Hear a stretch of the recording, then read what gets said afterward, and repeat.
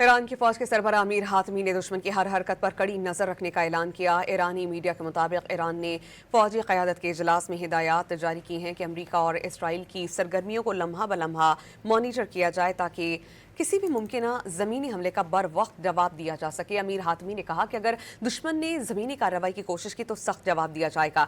دشمن کے حملوں کے طریقہ کار کو سمجھ کر مؤثر حکمت عملی تیار کی جائے۔ دوسری جانب امریکہ نے ایران سے 1000 کلو گرام یورینیم قبضے میں لینے کا منصوبہ پیش کیا۔ واشنگٹن پوسٹ کے مطابق امریکی صدر ایران میں فوجی کارروائی کرنے پر غور کر رہے ہیں۔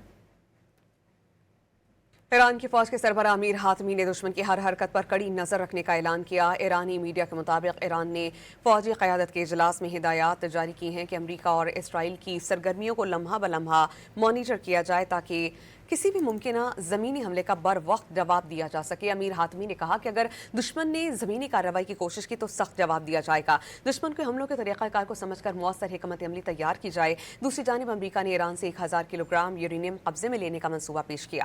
واشنگٹن پوسٹ کے مطابق امریکی صدر ایران میں فوجی کارروائی کرنے پر غور کر رہے ہیں۔